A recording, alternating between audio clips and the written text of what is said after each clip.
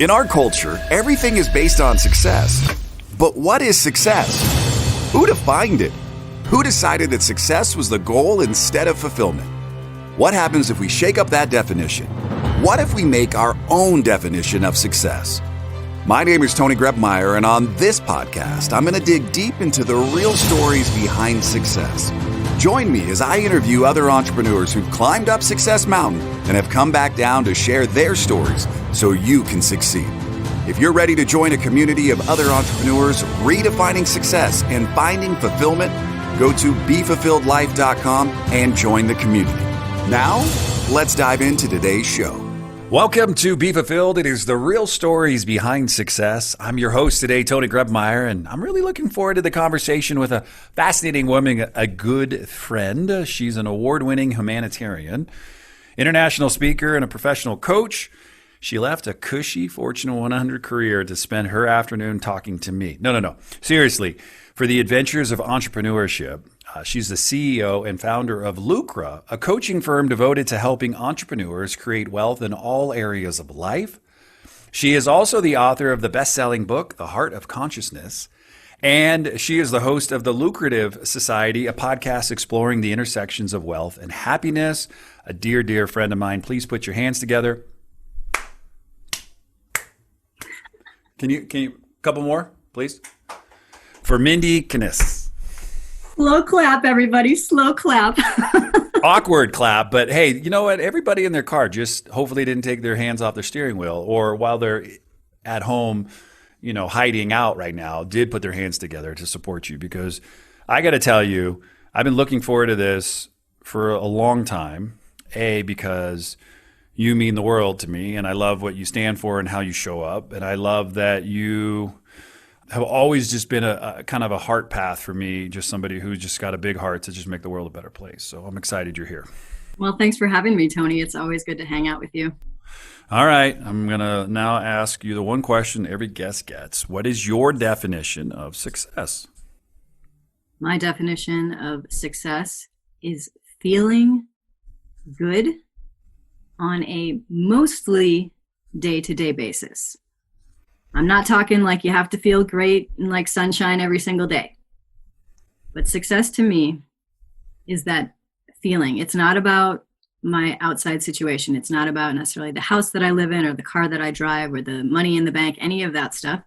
Truly, success to me is how do I feel? And if it's feeling pretty darn good on a almost everyday basis, I'm successful. No, I love that. In your bio, you talked a little bit about how you left a cushy, was it a great, good, phenomenal career to then just disrupt everything and go down the path of being an entrepreneur. So I'd love to talk a little bit about that and kick off our show today. Sure. And disrupt is the absolute best way to say that, because the career itself was good, I would say. It was a perfectly fine job. I worked with lovely people. The work was challenging enough, but not overly stressful. So everything was cool. I had the house, the car, the whatever status of working at this company. But it wasn't fulfilling my life, my sole purpose. So that's why I left. And then the disrupt part comes in, because soon after I left, I found, much to my dismay, that I didn't really know how to run a business. So that ended up fairly quickly leading to being evicted from the apartment that I was living in, my house that I owned going into foreclosure, living out of my office space, and then filing bankruptcy. So when I say adventure, well, we just got a really cool it really has been. Normally I hang that for like the top of the show when like you can picture the scene with Sylvester Stallone and Cliffhanger hanging on, or Mission Impossible Tom Cruise. We just did that with Mindie in like a minute into the show. So we're here. So I want to talk about the way out, because as somebody listening today also heard us talk about, the intersection of wealth and happiness. And holy crap, when your life is like living on your office, maybe sofa, floor, whatever you want to call it, you have a house and you file BK. Like, that's not going through the drive through a Burger King and saying, can I have a Whopper? Well, maybe it is, but you got a double Whopper. You got a big doozy. So how did you get out of it? Yeah, first and foremost, it was not an overnight process. It was a many year ordeal. I had started my business in 2007, just to give people some context about how long ago that was. How I got out of it was, there was essentially two things that really shifted, that I had to shift if I didn't want to be living on the street someday when I couldn't afford my office space and the futon. One of the things that I shifted was, before this time frame, I had really thought negatively about sales and marketing. I looked at people who were doing sales, who were big marketers, and my perception of them was that it was kind of sleazy. I didn't want to be one of those sleazy salespeople just trying to get people to buy my product. So I was really turned off by the whole sales and marketing thing. Now, those of you listening that are in business know that that's kind of an essential piece of the puzzle. My thought was, hey, I know that I'm a great coach. Shouldn't that be enough? Shouldn't my phone just be ringing? Shouldn't people just be coming to my website? Tony, you're shaking your head. I know. It's like, it's so essential. It's like when you have a puzzle, you need to put it in something like a box so you can ship it to people. Imagine if your puzzle showed up and it was a million different pieces and you didn't know which one was missing. So you kind of need marketing. It's an important thing that encompasses it all. It is. And I know that now. I did not have that full picture back then. So that was one of the big shifts. I started learning everything I could learn. I read all the books I could read. I followed people online that were marketers. I got to know people in my personal life as friends that were marketers, really immersed myself in that world. That was one piece. The other piece was, I also had this very faulty notion that I had to do everything myself. If it was going to be done, the right way or the way that I wanted it, it had to be me. I couldn't rely on other people. And to make that even worse, I am a huge, huge introvert. So it wasn't my natural tendency to reach out, to connect, to network with other people. And that has been a big shift for me too, where I recognize now, thank goodness, I don't have to do this all, because one, I don't even know how to do it all. And oh, by the way, now I know that that's okay. And two, there have been amazing friendships. I mean, Tony, you and I wouldn't even know each other if we hadn't met through a business networking opportunity. So it's added so much, not just to my business, but to my life at large. No, I love it. I mean, I really appreciate you, one, clarifying that, hey, it wasn't not an overnight process. It didn't happen overnight, and I didn't get out of it overnight. And that's why I tell people, Rome wasn't built in a day, and neither is the remodel. It's a process, and you have to first acknowledge that there is something that you would like to change. What was one of the things that you noticed kind of right off the bat for you that became the light bulb moment? I know that you said, you didn't have to do it all yourself, but that doesn't necessarily happen right away. I kept doing the same shit over and over and over. And then I realized not just the insanity of my life was, how I was living it. It was that I wasn't changing anything because I didn't have any new perspective. Nobody was breathing in like, hey, have you ever realized that the reason you keep doing drugs is because you keep hanging out with druggies?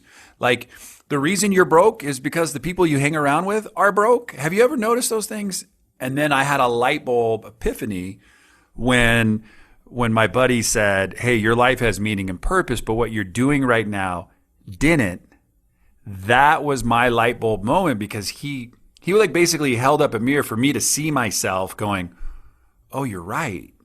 Like, I have the opportunity to change, but I didn't want to because I didn't realize how bad my life was. So when you go and file paperwork, it's not like you're like, I've never done it. I just have got really, really close.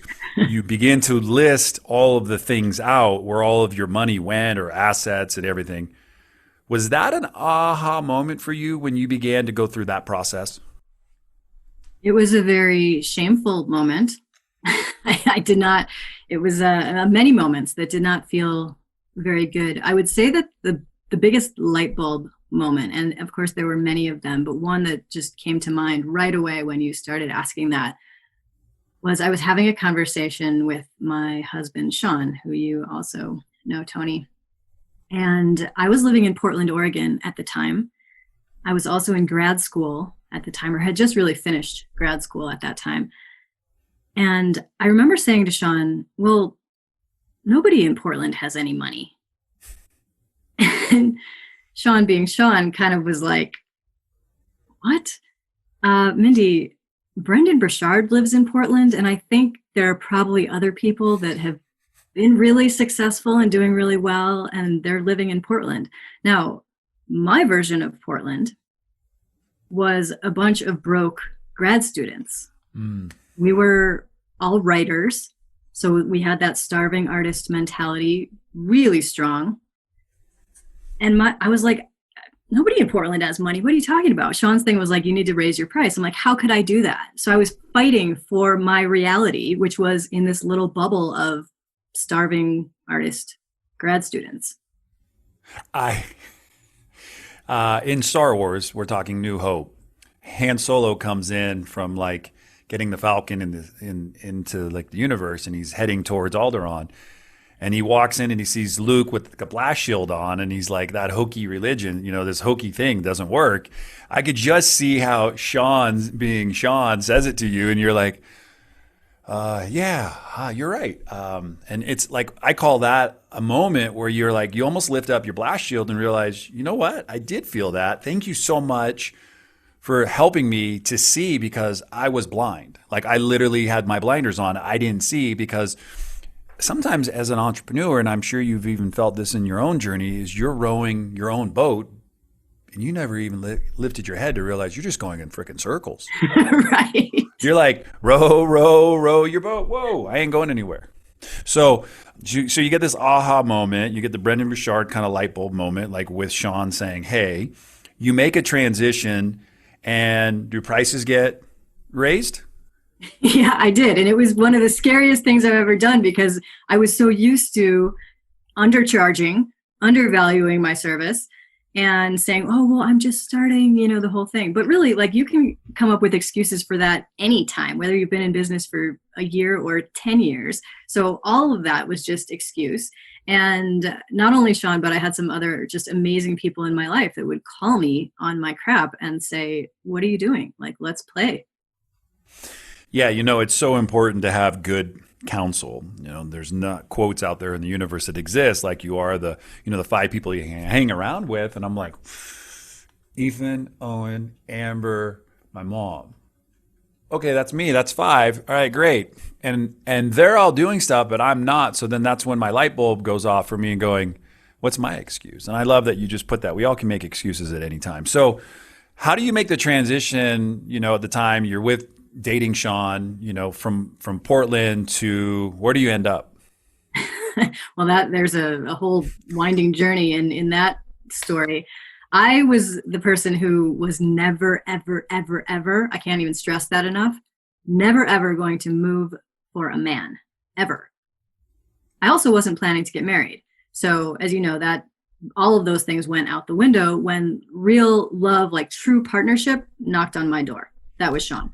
So just briefly, I moved to Chicago, which is where I'm from originally, and had been trying to not live there pretty much since I came from there. Sean was in Chicago, so I moved there. And then after a year of being there, I said, hey, let's go somewhere else that might be a little nicer on wheelchairs and weather-wise. So we moved to Arizona, and that was absolutely lovely. We ended up, because he had some business situations in his business, we ended up combining into one business, which was really beneficial, because as the years had gone on, after we'd been married, we'd been running these separate businesses, but a lot of it was just duplication, because we were talking about the same stuff. He was as a professional speaker, I was doing it as a professional coach, but it was all the same thing. So we had combined businesses. And then in 2019, he ended up being in a very severe wheelchair accident and did not make it through the emergency surgery that he had. And so he passed away last August. And that then has been this really whole new journey to say, okay, now I have this this business that I was doing before I was with him, but doing it in a different way with him. Now, how do I continue his legacy, but also recognizing, I think he took care of his legacy. He did an amazing job with that. And what am I building? What is this now? Well, I mean, let's give some acknowledgements in two areas really, really quick. So awesome that you don't move for a man, or if you do, it's only temporarily. You move for a man and then you say to the man, hey, honey, I love you. You love me, right? Like, Chicago's cool, hot dogs, the Cubs, all the other fun stuff, the Bulls. But Arizona, babe, that's something where we should go to. It's going to be hot, but hey, I'll have you and you have me. So you convince him to move. So now you're in Arizona. Do you want to know the funny thing about that, Tony? When I said that to him, because let's be clear, for those of you that are listening that don't know Sean, he was this 3-foot tall dude in a wheelchair. Who loved to cook, by the way. There's some great videos about cooking. If you ever want to have them in your kitchen, just go look up YouTube videos of Sean. He was the 3-foot chef, so that was awesome. But he had been living with his parents up until that time. So he was 31 years old, still living at home, miserable because of that. And I say to him, we could move. Because I've moved all over the place. I lived in Portland. I lived in Nairobi, Kenya for a while. Like, I've lived wherever. So it's all good. Sean says to me, how could I move? And I'm like, babe, you pick out where you want to go. You pack up your stuff and you go. Hey, you remember that conversation you had when I was in Portland? Like the same thing, just reverse. Exactly. So that's how we ended up in Arizona. And I got to tell you, if it wasn't for you being in Arizona, I wouldn't have you as a friend. I wouldn't have Sean as a friend and a coach and a mentor. I would have probably been in a lot different position than I am currently because of that opportunity. As you say, meeting a networking event and connecting and realizing why it's so important if you're going to head out on any journey in life to have a roadmap, to know where you're going, but then along the way, know what stops you need to make. And, all the stops that I've made over the last 4 or 5 years have had you near or Sean near in every basically kind of somewhat of those decisions, right? And like just 2 days ago, I had Brad Costanzo on my show and we're interviewing, we're talking, we're laughing, and an ice cream, truck goes by like 6 times during our interview. And I'm like, I'm turning that up and I'm going to put the audible so loud that people know that the truck would keep going by. But I'm like, at Sean's memorial and kind of celebration of life, there's Brad. And I'm like, isn't it interesting how you guys just keep crossing paths into everything that I do? And so that's why I just got a text message from Joe Polish the other day. I was like, wouldn't have met Joe if it wasn't for Dan. If it wasn't for Dan, I never would have met Sean. So I think it's so valid for anybody listening right now to realize, like what you said, I want people to remember. I don't have to do it all by myself. And you can't. You can't. You could do a lot of things, but you're not going to go very far. Right. So I just want to say, and I want to acknowledge you for that. And then the last thing that I want to acknowledge you for is what you also just said is like, he lived out his legacy. And he left his legacy for the world to follow and learn. And every single day, like I dialed his phone number 2 days ago on my phone. It just popped up and some new person answered the phone. I'm like, oh, really? Yeah, I'm like, okay, you're not Sean, click, thanks. But I want to acknowledge you in the sense that you said what I really am maybe paraphrasing just a bit, is you're like, I need to do my own thing, right? Like, but my own thing is what we set out to do. But now it's season 1 of the Lucrative Society podcast has episodes with you and Sean, and the episode the other day was you talking about death and life and going through some difficult stuff and how you were doing and then moving forward. And that is what a lot of people don't do in life. They literally like are a pillar and they put themselves in cement and they just stop. Where you realize, and Sean would be whispering to you every single day, is like, move forward. Like, you got this. Like, it's going to be different, but it'll be moving forward. Yeah. Would you agree? I absolutely would agree. And I appreciate you saying that. One of the things that I said at Sean's celebration was that truly part of me wanted to throw everything out. Like I didn't want to do this anymore because it wasn't like I wanted to do it with him and then he isn't here. So part of me was like, screw it all. Like I don't want it. And yet I said to all the people in the audience, I'm like, those of you that know me, that's not even a real possibility. It's like a little fantasy, like, oh, I could just start over. I could move to a different country and do something completely different and start fresh. But no, like I am here to live out my purpose. I already was doing that my purpose hasn't changed. So I need to just continue on that path. And that's what I've done. It's not always been easy, but life is not easy. No, and we were created to do a lot of amazing things. And we're going to take a quick break. We're talking today with Mindie, who I absolutely adore, and I hope you stick around. Pen and paper is needed. When we return, we're going to be talking more about like, hey, look, she got really brutally honest. She's like, I went down the path. I made some seriously like a big shift from, corporate America to like now going and being an entrepreneur. It didn't necessarily work perfect. I ended up going and doing the BK thing, not the drive-through.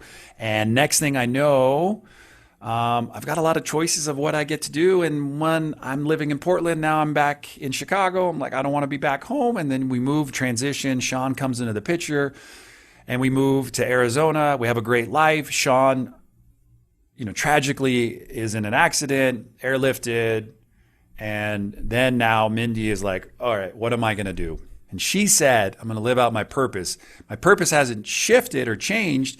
It is now clearer than ever for her of what she wants to do and how she could possibly help you with your purpose. So stick around and we'll be right back today with Mindie Kniss on the Be Fulfilled Podcast Show. We're going to take a quick break, and since Tony's taking one, let's take one together. Let's take a deep breath. Wherever you are, feel those ribs expand, that chest lifts towards your chin. Let's do it now.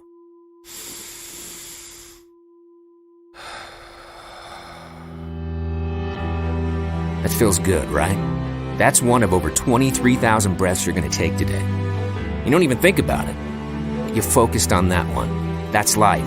That's rejuvenation. That's the moment right here. And thanks for doing that with me. We all matter. Those breaths matter. Let's remember them. And let's get back to the show. We are back on the Be Fulfilled Podcast Show. Tony Grubmeyer along for the ride with my good friend Mindie. We're chatting about life, right? And I loved how we kicked off the show today when I asked her the question, what is your definition of success? And I just simply took feeling good. Man, what a great way to answer a very simple but complex question. Money gets tossed around a lot. We think, hey, if I make more money, I'm going to be more successful.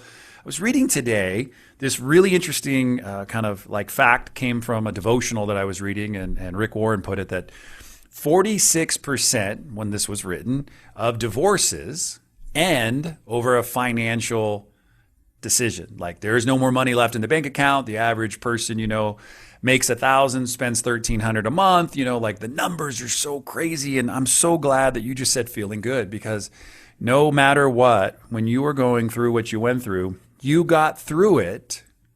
And I know that deep down inside, you're like, hey, you know what? I want to do things that make me feel good. I don't want to do things anymore to just make corporate America happy or parents happy or people happy. I want to do things that make me feel happy and good. And then you're talking now about, I want to talk a little bit about your podcast. I want to talk about your book. Those things are really, really important to me. And it's all about Lucra. Can you talk a little bit about Lucra? Yeah, the whole concept of Lucra came from the word lucrative. And I wanted something to be a symbol to myself of abundance, of prosperity, because I had already gone through all that crap, like kind of the worst case scenario financially. I had already done all those things.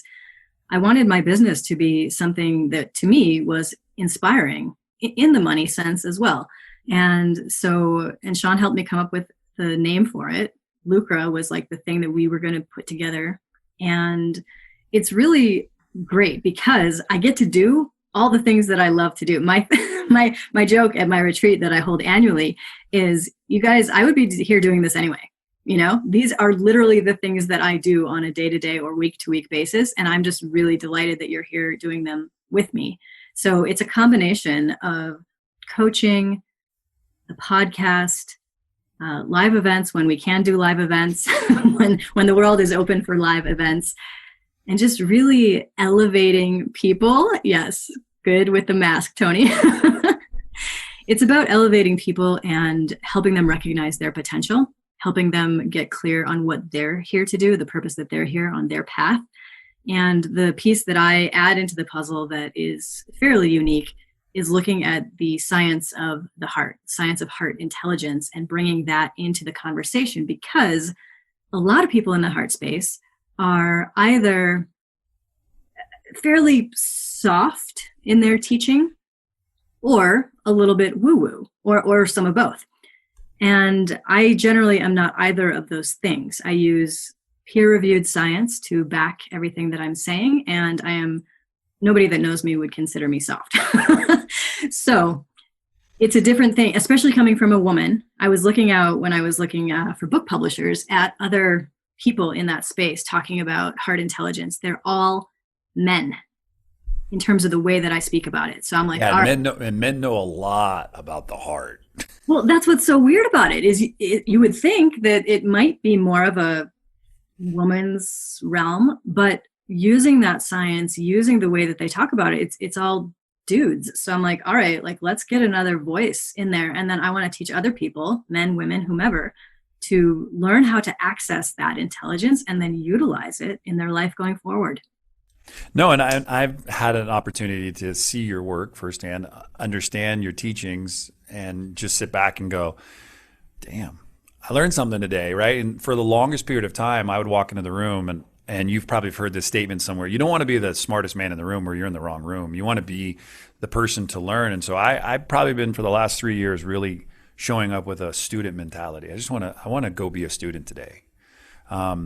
What are some of the takeaways that you've heard people share about, and this is not a boasting section of the podcast. This is just an opportunity for somebody to have some glimpses of maybe some things that have been as a breakthrough that people have shared with you. Give me one or two little prime examples, because I'd love to get people to learn more about what you do, because I know that that's a calling. I love Sedona. I love the fact that you make sure that, hey, this is where my events are, because there's a lot to do with the heart and walking out into nature, being there. Share a couple insights and breakthroughs that maybe people have shared with you. Sure. Thank you for that. One of the things that people sometimes assume about my work is they think that because I teach about the heart, that I am naturally heart inclined. And that's not the case at all. The reason I got into this work was that I needed it. I needed to figure it out. I am super reliant on my intellect. I am super reliant on my logic and rationale. And I am oftentimes in my head. So my thing has become, here's how to get out of your head and into your heart. And people that are attracted to my work are often also stuck in their heads and just looking for other ways to do life. So some of the things that they've said at Heart Path specifically, I had one woman come through and she's very bright. She's very smart. She's very successful in business. She, at the end in her testimonial, she said, this was a complete paradigm shift for me because I haven't even thought about the world in that way or seen it or felt the things that I felt this weekend. This is one of my favorite stories. There's a woman that has been to Heart Path multiple times. She has multiple sclerosis and uses a wheelchair. She typically has a lot of discomfort in her legs from that condition. The very, very first time she came to the retreat and the very first experience that I had them go through, she also is usually in her head, very smart, very intelligent, very go-getter, tough woman. She was rocked by that experience because for the first time in years, she didn't have that discomfort in her legs. And to her, she was like, I don't know how to describe that, or I don't understand why that happened. And that was very disconcerting to her to not be able to understand it intellectually. So people have all kinds of interesting experiences, and it's always just fun for me to bring, people from all over the world that have been there and just say, wow, I can tap into me again. We're talking to Mindie Kniss. one of the things I love about Lucra.com, Mission Impossible is now Mission Possible. One thing she learned along the way, being broke doesn't help anyone. I had some mixed up views on money, marketing, sales, you name it, not my words, but hers. She actually thought it was more noble to be poor, not so. And since she learned how to generate wealth, she can give you, the person listening, watching, some of her insights. But all along that is a journey. And she got some really amazing causes and things that she's doing. She can generate memorable experiences for her clients. She can invest in education and self-care. She is the talented, the one, the only, the guest that I've been waiting to have on the show for a long period of time because she has a lot of insight into the world, and I love how she shows up. So what I'd love to do, Mindie, now is transfer you from being all-knowing to allowing us to know more about you. Some random questions are going to come your way. There's no right, there's no wrong. But I love this. You can't pass on any question. Okay. And if you don't know the answer, what do? Make it up, because we don't know if it's true or false. We're just here to have some fun, but I need your permission first. So all I need to know is, are you ready? I was born ready. And now it's time for the fulfillment round. No phoning a friend, no using the Google machine, no digging into storage for the Encyclopedia Britannicas. And I promise Tony won't make you cry. And if you don't know the answer, just make it up. The fulfillment round brought to you by shipoffers.com for all your product and fulfillment needs. Now, Tony, you ready to ask some questions? All right. Let's just be real for just 2 seconds. Because we haven't been yet. What? Yeah, we've totally been lying the entire time. Is a Chicago hot dog overrated? No, I love Chicago hot dogs, except I am actually a bad Chicagoan because I like ketchup on my hot dogs, which is a no-no in Chicago. Oh my gosh, you're my favorite person right now. Chicago dogs need ketchup. All right. So there's this big idea that a Chicago pizza beats New York style pizza. True, false? Absolutely true. That's not even a question. So the deep dish is better than the thin crust that comes from the Italians that like all the way over like in Naples? Just telling me? I will say I'm a big fan of pizza, so I like equal opportunity in my pizza. However, if I was like really going to go for it, I wouldn't order Italian style pizza. I would order Lou Malnati's deep dish. Not Giordano's, huh? No, I'm a Malnati's girl. All right. I like it. What would you want people to say about you when they are talking about you behind your back? I love this question. I would love people to say that I'm brilliant. I see a lot of people online, Mindie, you're beautiful. And I'm like, who freaking cares? Beauty is boring to me. Talk about my mind and you have my attention. Look at that. I like how we flipped the script. How many episodes have you recorded so far for your podcast? I believe I've recorded around 50. And I heard there may be one up for a Grammy. The one that you're on is definitely going to be up for a Grammy because between your voice and my voice, we both get people commenting on our unique voices every now and again. So I think when the two of us are together, definitely Grammy worthy. It's like Bocelli and Dion. It's going to be amazing. You know, like pretty much just like that. Yeah, totally just like that. Where do you see yourself in the next 5 to 10 years? Well, right now I'm in the process of hiring somebody that will be just integral to my business growth. In the past, I have always hired people that I really, really liked and they were good, but I had to train them up to do what I wanted them to do. This person that I have coming in is an absolute integrator, is an executioner. So that will allow me to just have the idea. You know, I'm the visionary. I just want to have the idea and like someone else can go figure out to do all the detail. So in 5 years, I think that we will have created more of just a powerful presence, both online and, you know, money-wise too, in terms of what we're doing. We're going to be doing probably the same things, just on a bigger platform. I like that. I love that, actually. The last question, it's not going to be too much of a stretch for you, but it is going to take you to stretch just a little, all right? I'd love a story that when you think of Sean just makes you just instantly put a big smile on your face that you could share today. There are so many. I just need one. I know there's probably millions, but I just need one good one. I don't know if we can show this, but do people see this video? Maybe, but we'll see. What I'm showing is a photo of us on our wedding day. The look of delight on his face. Here's the bit of the story. He hadn't seen me in my wedding dress, because I generally don't get all frou-frued up. I already told you beauty is boring. So it's not that I don't like it, but not going to happen every day. So because Sean also was small and in a wheelchair, he couldn't see me when I came out the door and then coming around the crowd. So literally the first moment that he sees me is when I'm like at the aisle and ready to walk straight toward him. He starts busting a gut. He cannot contain himself. And Tony, his laughter, he would bounce. Oh, the way he would hold his tongue and then laugh? Right. Like his tongue in this photo is sticking out because he could not contain his joy and delight. And that to me, if I even think about that moment and then I have that photo right on my desk that I can literally see it anytime, that's just one of the best ones. It just makes me smile. Well, I want to tell you that I'm better for meeting you and Sean on the very same day. It wasn't that I met Sean first. It was I met both of you. And thanks to our good friend Vinny in Cleveland for having us at a mastermind event. I got a chance to meet you and have spent many of times talking to you in conversation. And I've really enjoyed our conversation today. And last question that I ask, is there anything you were thinking about today that you wanted to share with the Be Fulfilled community that we didn't talk about? Or did every question just answer everything you have going on right now? Well, first off, I adore you.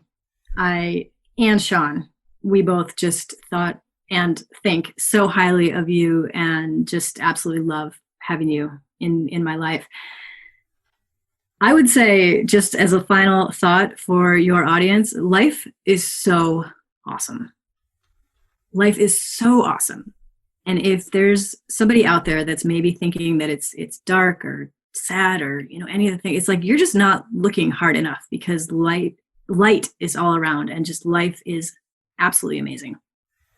Mindie Kniss, she could go on for hours. She has so many quotes, so many videos, so many podcasts, so many opportunities. And if you think you'd like to learn more about her, I'm going to invite you to check out Lucra. That's LUCRA.com. And you're going to learn about everything that she's got going on, how to listen to her podcast, leave a review, a really good review, like a 6-star review. Well over 30,000 plus followers just on Facebook alone. So she's well connected. She has tons of great insight and content that she'll share. And I love what she said. It's factual based content. It's not just woo woo. It's not like pulled out and going, hey, this is some advice you should take. This is advice that has been implemented, followed, tested, and something that maybe could potentially assist you on your journey. I don't like to say help, because I don't think anybody really truly needs help. They need assistance. And that's what Sean was able to do in my life. That's what Mindie's been able to do in my life to assist me to be a better version of myself. So thank you so much for being a guest today. We'll put all the show notes at TonyGrebmeyer.com. And until next time, no matter where you go, no matter what you do, choose to make today the absolute best day of your life. Thanks for listening to today's show. But before you go, let me ask you a question. How would you like to be the architect of your journey in this game we call life? Take the next step now at www.TonyGrebmeyer.com. Enter your details to get the first week of the Be Fulfilled Journal for free. It includes access to our private community of thousands of other entrepreneurs. It'll give you more clarity and freedom in your day, and it might just change your life forever.